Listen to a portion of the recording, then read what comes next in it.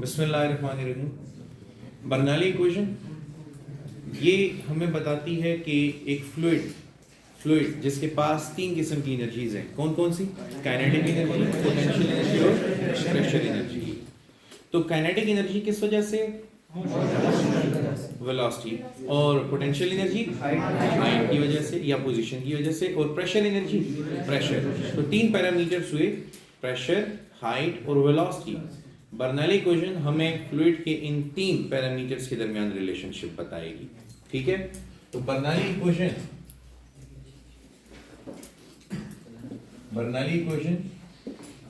Gives relation between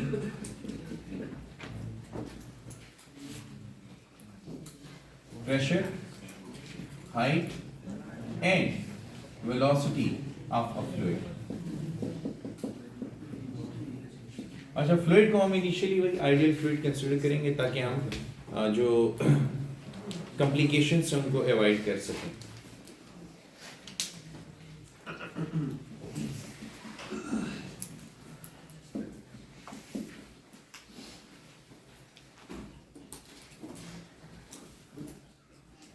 again ये एक closed continuous pipe है। कंटिन्यूअस मतलब यहां पर भी और आगे भी दूसरे एंड पर भी पाइप कंटिन्यू हुआ। मैं सिर्फ उसके एक ऐसे एरिया को डिस्कस करूं जिसका area of cross section non uniform होगा। एक ऐसे रीजन को डिस्कस करूंगा जिसका area of cross section non uniform होगा। ठीक है, सो ये फर्ज करो कि ये ग्राउंड है, यहां से फ्लूइड आ रहा है पीछे वाले सेक्शन ऑफ पाइप से, और यहां पे फ्लूइड का एरिया या पाइप का एरिया A1 होगा, यहां पर फ्लूइड का एरिया या पाइप का एरिया A2 होगा। फ्लूइड यहां पर जिस वेलोसिटी के साथ ट्रेवल कर रहा है उस वेलोसिटी को हम V1 कह रहे हैं। फ्लूइड का एक सेक्शन बना लेते हैं यहां पे,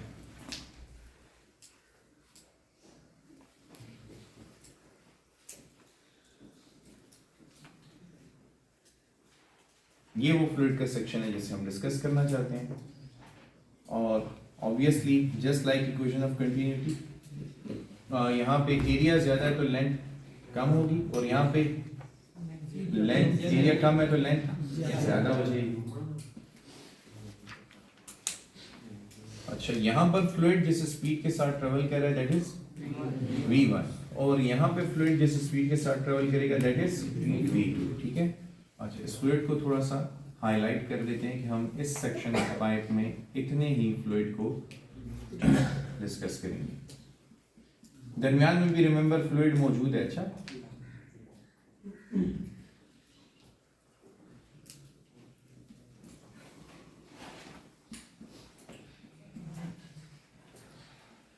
ओके, अब फ्लूइड की जो हाइट मेजर करनी है तो मैं लोअर सेक्शन ऑफ पाइप से करूं या upper section? No, the average height, इसको हम मिडिल से मेजर करेंगे। अगर मैंने यहां से मेजर की तो फिर ऊपर भी तो पार्टिकल्स मौजूद हैं, yes, उनकी हाइट कम होगी, और अगर मैंने ऊपर से मेजर की तो फिर नीचे भी तो पार्टिकल मौजूद हैं, लिहाजा कौन सी हाइट लेंगे? इस एवरेज हाइट को H2 का नाम दे दें और इस एवरेज हाइट को H1 का नाम दे दें। ठीक है, यहाँ पर फ्लूइड जो प्रेशर एक्सर्ट कर रहा है on the walls of the container that is P1, और यहाँ पे जो प्रेशर एक्सर्ट कर रहा है दैट इज P2। ठीक है, अब मैं जो बात कर रहा हूँ उसको गौर से सुनो। ये प्रेशर फ्लूइड का प्रेशर है, समझ आई कि नहीं आया? ये कोई एटमॉस्फेरिक प्रेशर नहीं है, ये वो प्रेशर है जो फ्लूइड एक्सर्ट कर रहा है on the walls of its container. इस ट्यूब की वॉल्स के ऊपर एक्सर्ट होने वाला प्रेशर इस रीजन में P1 होगा और इस रीजन में P2 होगा। इस रीजन में जो फ्लूइड का मास है उसको आप डेल्टा M1 से भी रिप्रेजेंट कर सकते हो, और यहाँ पर डेल्टा M2 से रिप्रेजेंट कर सकते हो। अगेन फ्लूइड यहाँ से आएगा तो यहाँ पे कंप्रेस होगा, बट डेंसिटी रिमेन्स कांस्टेंट। अब गौर करो यहाँ पे क्या हो रहा है, the loss in potential is equal to gain in kinetic. ये तो सबको इजीली समझ आता है, लेकिन the next thing which is a bit tricky, what about the pressure? Pressure कहाँ पे ज्यादा है और कहाँ पे कम है? अच्छा, कुछ स्टूडेंट्स तो कह रहे हैं सेम है, वो तो कंपटीशन से ही बाहर चले गए। प्रेशर डिफरेंट है, ऊपर अलग है नीचे अलग है, लेकिन कहाँ पे ज्यादा है? वेट अ मोमेंट नाउ, ऊपर प्रेशर ज्यादा होने की वजह क्या है? मैं बताता हूँ, इस बात को जरा समझो आप। इधर लिखो, सब जरा इधर देखिए गौर से। अच्छा, pressure is force per unit area, ठीक है? ये एक स्फेरिकल बॉल है जो अपने वेट W की वजह से इस एरिया के ऊपर प्रेशर एक्सर्ट कर रहा है कि नहीं? कर रहा है कि नहीं कर रहा? इस सरफेस पर प्रेशर एक्सर्ट कर रहा है। अगर ये बॉल स्मॉल वेलोसिटी के साथ जाए तो नीचे गिरेगा, ठीक है? लेकिन अगर ये हाई वेलोसिटी पे जाए तो हाँ, जब ये हाई वेलोसिटी पे जाएगा तो उसको पता ही नहीं चलेगा कि नीचे एम्प्टी रीजन था, ओपन स्पेस थी। इसका मतलब कि हाई वेलोसिटी पर ये सरफेस पे ज्यादा प्रेशर एक्सर्ट नहीं कर रहा। समझ आई मेरी बात? Same happens over here.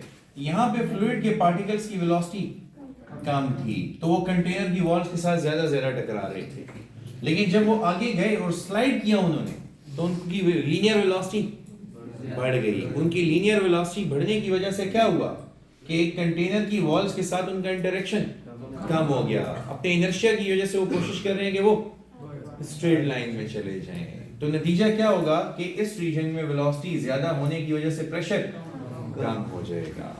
समझ आई बात? दोबारा बताऊं? ओके, इस एग्जांपल को देखो, ये एक स्फेरिकल बॉल है।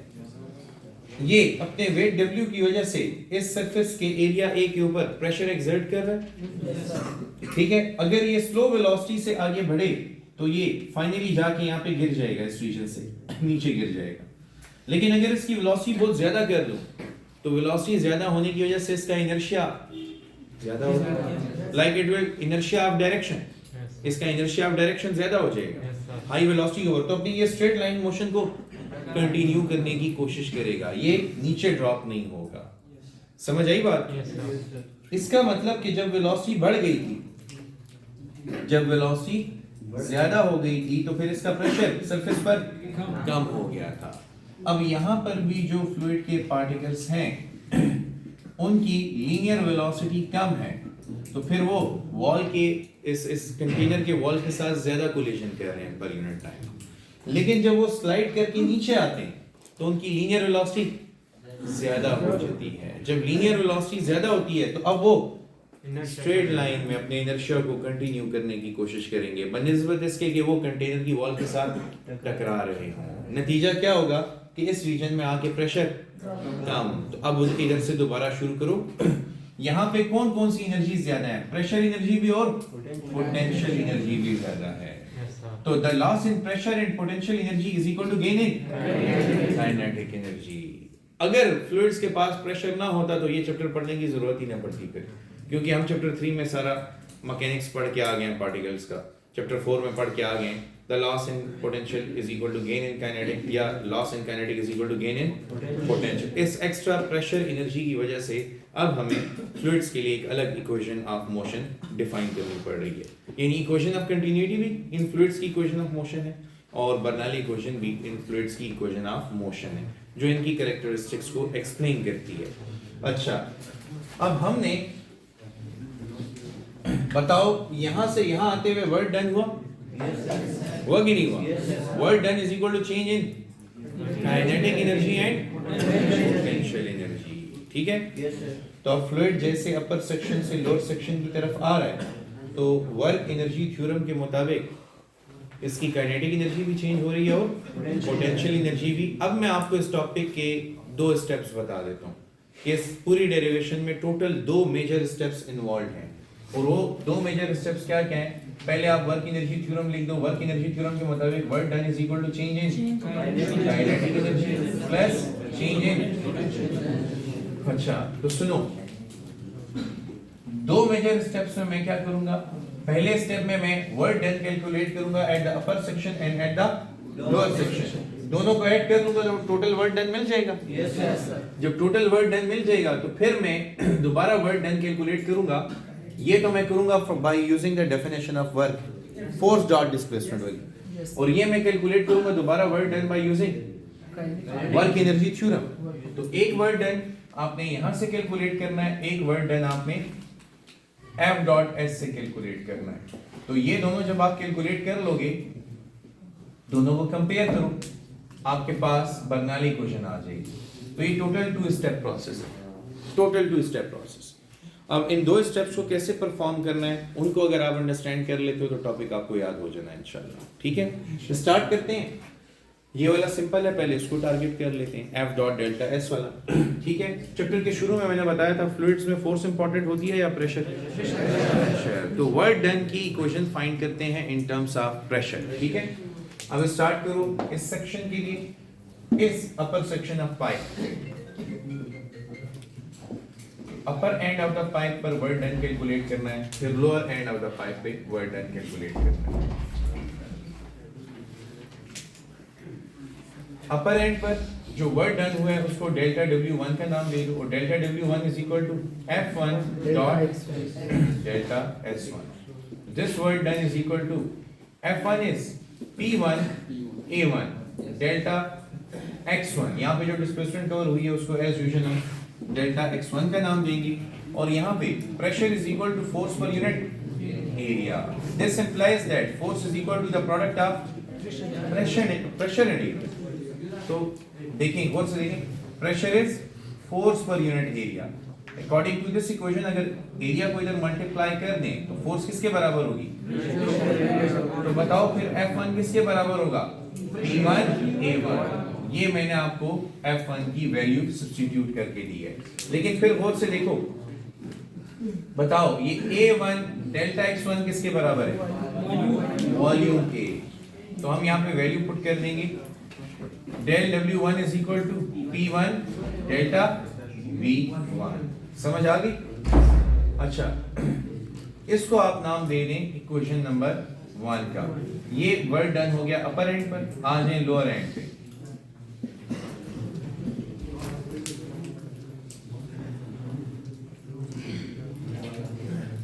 तो लोअर एंड पर जो वर्क डन हो रहा है, ओके वेट करिए, लोअर एंड पर जो वर्क डन हुआ है delta W2 is equal to F2 delta S2। अब बताओ force in terms of pressure क्या होगी? P2 A2 into delta X2। लेकिन ये प्रोडक्ट किसके बराबर है? किसके बराबर है? तो P2 डेल्टा V2। लेकिन एक बात बताओ, यहाँ पे प्रेशर ज्यादा है और यहाँ पे प्रेशर, तो we'll introduce a negative sign because of decrease in the pressure. We'll introduce a negative sign because of decrease in pressure. तो यहाँ पे आपके पास इक्वेशन नंबर 2 बन गई। अब टोटल वर्क डन कैसे कैलकुलेट करेंगे? दोनों को ऐड करके। तो total work done is equal to delta W1 plus delta W2। So total work done delta W1 P1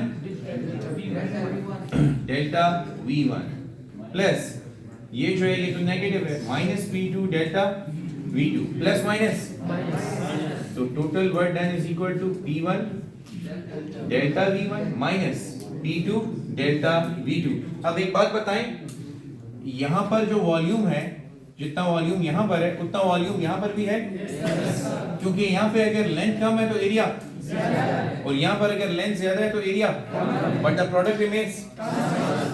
so we write total work done is equal to, यहाँ पे delta V1 is equal to delta V2 is equal to delta V replace करेंगे। So total work done is equal to P1 delta V minus P2 delta V। So delta V common ले, P1 minus P2 into delta V।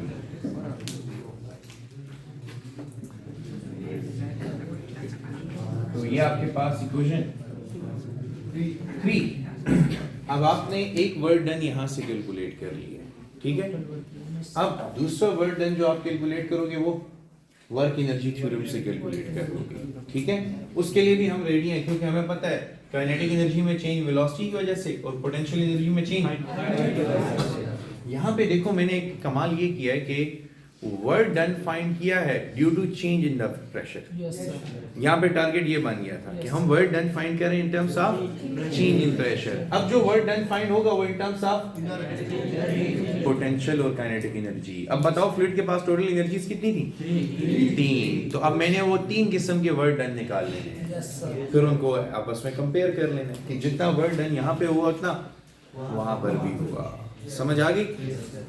अच्छा, so work energy theorem apply करते हैं। तो according to work energy theorem,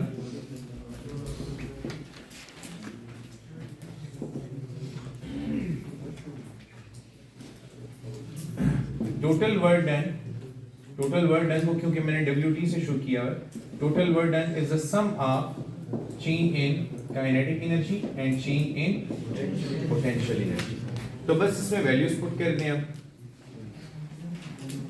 total work done is equal to change in kinetic energy, final kinetic energy minus initial kinetic energy, plus change in potential energy is final potential energy minus initial potential energy. तो इन चार equations में values put कर दें। तो total work done is equal to half m final velocity v2 initial velocity v1। तो हम यहाँ पे फाइनल काइनेटिक एनर्जी में, अच्छा मास को हमने डेल्टा m का नाम दिया है, तो delta m v2 square minus half delta m v1 square. अच्छा, plus final potential energy delta m g final h2, ठीक है, minus delta m g h1। अच्छा, ऐसा करें कि इसको इक्वेशन नंबर 4 का नाम देके 3 के साथ कंपेयर कर लें। That's it. Yes sir. This is your equation number 4। तो I would like to do it on the next one. We put 3 equal to 4. तो 3 equal to 4 के लिए यहाँ से ले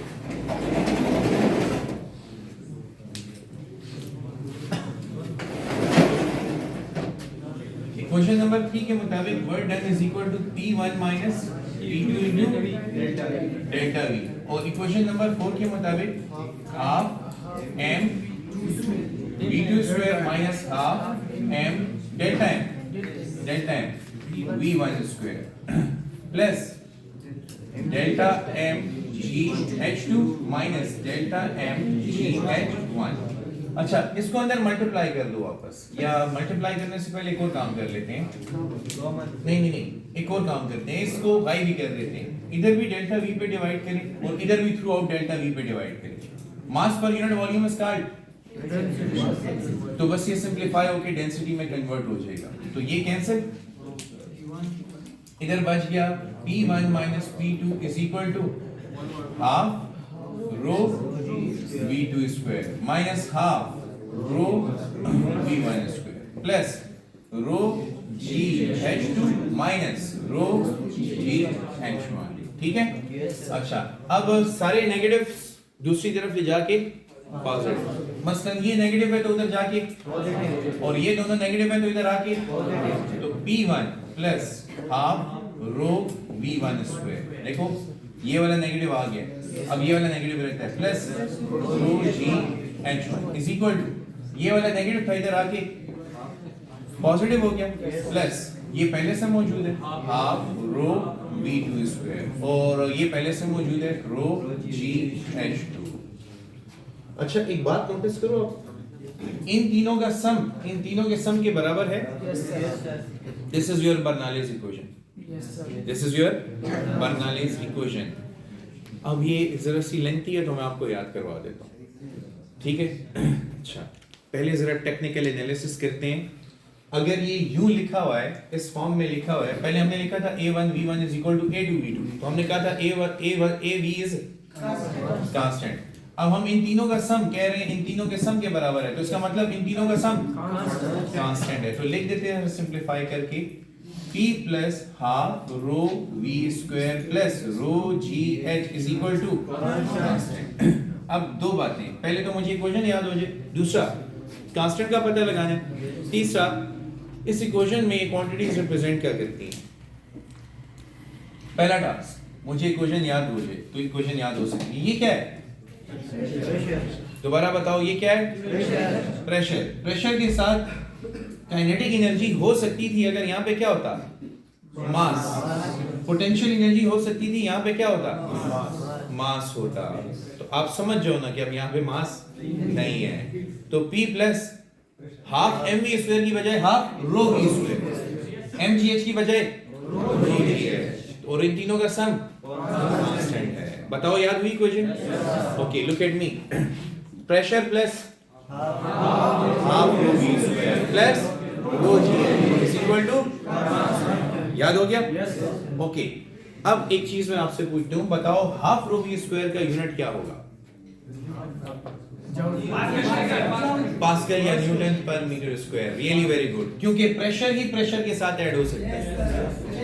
यस, होमोजेनिटी, डायमेंशनल एनालिसिस में हमने एक प्रॉपर्टी पढ़ी थी कि इक्वेशंस में सिर्फ वही क्वांटिटीज आपस में ऐड होंगे जिनके यूनिट्स सेम हो। तो अगर ये प्रेशर है तो ये भी, और ये वाला pressure P is equal to rho G H, ये तो आप लोगों ने आर्चिमेडेस प्रिंसिपल में पढ़ा भी होगा। यस, ये वहां पे भी मौजूद था। अच्छा, अब तीनों प्रेशर्स का सम कांस्टेंट है, तो बताओ कांस्टेंट का क्या नाम है? कांस्टेंट का क्या नाम है? क्या नाम है बताओ?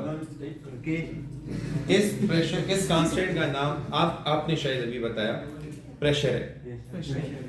होमोजेनिटी के बाद दूसरी क्या थी? करेक्टनेस। करेक्टनेस हमें ये बताती है कि left hand side is equal to right hand side. तो अगर ये तीनों प्रेशर हैं तो तीनों ऐड होके प्रेशर ही देंगे। लेकिन ये इक्वेशन प्रेशर की टर्म्स में इतनी सिग्निफिकेंट नहीं है जितना दूसरी फिजिकल क्वांटिटी की टर्म में है, और उसको मैं आप लोगों को अभी वेरीफाई भी करवाता हूँ। इसको जरा गौर से देखना, या चलो यहाँ से स्टार्ट करते हैं, रो जी एच से। रो जी एच बेसिकली किसके बराबर होगा? रो डेंसिटी है, डेंसिटी इज मास पर यूनिट वॉल्यूम, ठीक है जी। और आगे जी एच तो मौजूद है ना। अच्छा, ये डेल्टा एम जी एच किसके बराबर है? Potential energy. तो ये क्या है? Potential energy per unit volume, जिसको हम कहते हैं पोटेंशियल एनर्जी डेंसिटी। क्या कहते हैं? क्योंकि आप मास पर यूनिट वॉल्यूम को मास डेंसिटी कहते हो, तो आपने कभी उसको उसके साथ मास नहीं लगाया। डेंसिटीज बहुत किस्म की होती हैं, चार्ज डेंसिटी भी होती है, चार्ज पर यूनिट वॉल्यूम, लेकिन फिर वो चार्ज पर यूनिट एरिया भी हो सकती है, वो चार्ज पर यूनिट लेंथ भी हो सकती है, ठीक है। इसी तरह एनर्जी डेंसिटी भी होती है, तो वो एनर्जी डेंसिटी पर यूनिट वॉल्यूम भी हो सकती है, पर यूनिट एरिया भी हो सकती है, पर यूनिट लेंथ भी हो सकती है। इसी तरह मास डेंसिटी वो पर यूनिट वॉल्यूम भी हो सकती है, पर यूनिट एरिया भी हो सकती है, और पर यूनिट लेंथ भी हो सकती है। तो देखो, डेंसिटी की तीन टाइप्स, तीन फिजिकल क्वांटिटीज के मुताबिक बताएं। कौन कौन सी फिजिकल क्वांटिटीज? मास, एनर्जी और चार्ज। मास, एनर्जी और चार्ज। फिर मैंने तीन टाइप्स, तीन डायमेंशंस के मुताबिक भी बताई, और तीन डायमेंशंस वॉल्यूम, एरिया और लेंथ थी। तो यहाँ पर जो टाइप हम डिस्कस कर रहे हैं, फ्लूइड के पास तो वॉल्यूम होता है ना, तो उसके यूनिट वॉल्यूम में कितनी पोटेंशियल एनर्जी है? That is called potential energy density. इसका मतलब ये बेसिकली क्या है? एनर्जी डेंसिटी है। ये बेसिकली क्या है? एनर्जी डेंसिटी है। तो अगर ये एनर्जी डेंसिटी है तो ये कौन है? ये भी एनर्जी डेंसिटी है। तो फिर ये कौन सी एनर्जी डेंसिटी है? काइनेटिक एनर्जी डेंसिटी है। डिराइव करूं अब? ये देख लो, जो कहते हैं यस सर उनके लिए डिराइव कर दूंगा। ये है half rho V square is equal to half rho की जगह delta M by delta T into V square, लेकिन ये half delta M V square किसके बराबर होगा? Kinetic energy per unit volume. So this is kinetic energy density. अब बताओ, अगर ये पोटेंशियल एनर्जी डेंसिटी है, ये काइनेटिक एनर्जी डेंसिटी है, तो ये क्या है? प्रेशर। प्रेशर एनर्जी डेंसिटी, ये प्रेशर के साथ एसोसिएटेड है। We call it pressure energy density. अच्छा, अब तीन एनर्जी डेंसिटीज ऐड हो रही हैं, तो इन तीनों का सम क्या रहेगा? And this constant is also called energy density. This constant is also called as energy density. अब बताओ, equation of continuity is another statement of law of conservation of mass. तो Bernoulli equation is another statement of law of conservation of, क्योंकि आपको बताया जा रहा है कि sum of all energies remain constant, तो it is the equation of energy conservation.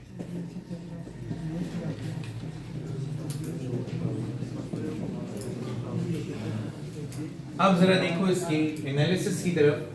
अगर as a special case,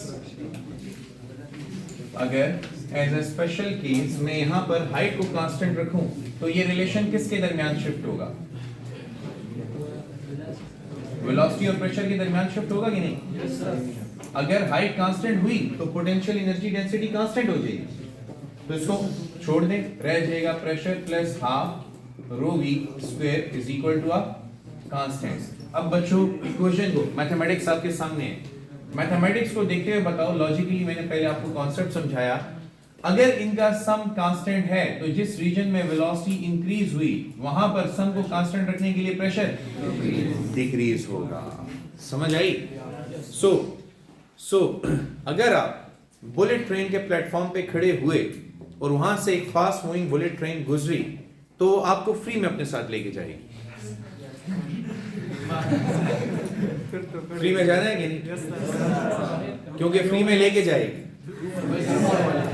the reason, bullet trains 400 kilometre per hour से 600 किलोमीटर पर आवर की रफ्तार से जाती हैं, which is an incredibly high speed. इतनी high speed पर वो इतना लो प्रेशर जनरेट करेंगी कि लो प्रेशर रीजन आपके लिए एक सक्शन बन सकता है। लो प्रेशर किस वजह से होगा? Pressure is because of the particles of the medium. तो लो प्रेशर का मतलब है कि उस रीजन में पार्टिकल बहुत कम हो गए हैं। अब particles move from an area of higher concentration to the area of, तो देखो इसकी एग्जांपल मैं आप लोगों को एक कार से समझाता हूँ कि जब एक फास्ट मूविंग कार कहीं से गुजरती है तो dust particles, rappers, dry leaves उसको फॉलो करते हैं। ये देखो ये गाड़ी गुजर रही है, जब ये गाड़ी गुजरेगी तो इस रीजन के मॉलिक्यूल्स को हिट करके अपने साथ ले जाएगी। अब इधर पीछे मॉलिक्यूल्स कम हो गए तो फिर तमाम डायरेक्शन से मॉलिक्यूल उस रीजन को फिल करने के लिए आ जाएंगे। एग्जैक्टली फिर होगा, अगर वेलोसिटी बहुत ज्यादा हुई तो वो हैवी से हैवी ऑब्जेक्ट को अपने साथ ले जाने की कोशिश करेगी कार। तो बुलेट ट्रेन क्योंकि वो बहुत हाई स्पीड के साथ मूव कर रही होती है तो वो बहुत लो प्रेशर रीजन जनरेट करती है। अक्सर बुलेट ट्रेन जो है वो अंडरग्राउंड बनाई जाती हैं इस चीज का ख्याल करते हुए कि वो अपने साथ बहुत से ऑब्जेक्ट्स को फ्री में लेके जाए। अच्छा, सेम प्रिंसिपल अब देखो ना, सेम प्रिंसिपल उस दिन जब मैंने ये चैप्टर शुरू किया था तो मैंने यहाँ पे हाथ में एक पेपर पकड़ के उसके ऊपर एयर ब्लो की। मैंने जब ऊपर एयर ब्लो की थी तो इस रीजन से सारे मॉलिक्यूल्स भगा दिए थे, तो फिर वो पेपर उन रीजन्स को फिल करने के लिए ऊपर आ गया था। बिल्कुल इसी तरह जूस पीते हुए, स्ट्रॉ से जूस पीते हुए आपके साथ कभी ऐसा हुआ होगा कि आप वो जूस पी रहे होगे, दरमियान में स्ट्रॉ बंद होगी। अब वो दरमियान में स्ट्रॉ बंद होने की क्या वजह है? आप हाई वेलोसिटी से फ्लूइड को ऊपर खींच रहे हो तो उस रीजन में प्रेशर कम, तो उस प्रेशर के कम होने की वजह से ये ट्यूब बंद हो जाएगी, ये ट्यूब बंद हो जाएगी ताकि उस लो प्रेशर रीजन को फिल करे। ये आप ट्राई कर सकते हैं, एक स्ट्रॉ पानी में डालें और पानी को जोर से अपनी तरफ सक करें, आप देखेंगे कि स्ट्रॉ दरमियान से बंद हो सकती है इसकी वजह से। अच्छा, नॉट ओनली दिस, अब बिल्कुल इसी तरह रिवर्स स्विंग का कॉन्सेप्ट आपको समझाता हूँ। एक क्रिकेट बॉल में, here is your cricket ball,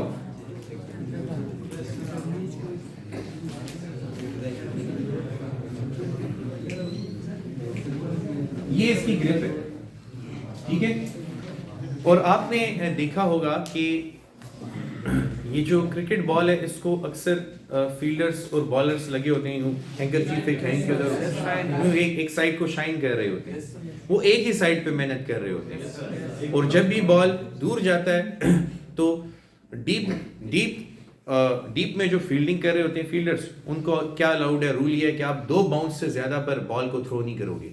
अगर तीसरी बाउंस आई तो फिर आपको एक दफा कार्ड वार्ड दिखाएंगे और दूसरी दफा बाहर बैठा देंगे। वो एक्चुअली आप जब उसको ज्यादा बाउंस पे फेंकोगे तो बॉल तो पुराना होगा, तो जब वो बॉल ज्यादा पुराना होगा तो वो रिवर्स स्विंग के लिए एलिजिबल हो जाएगा।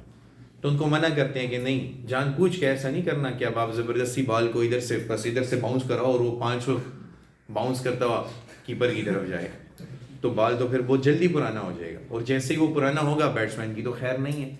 अब क्यों खैर नहीं है, ये जो लगे होते हैं एक साइड को शाइन करते हैं तो दूसरी साइड को रफ क्यों छोड़ते हैं? जब ये साइड रफ हो जाएगी, देखो इधर मैं रफनेस के लिए डॉट्स बना रहा हूं,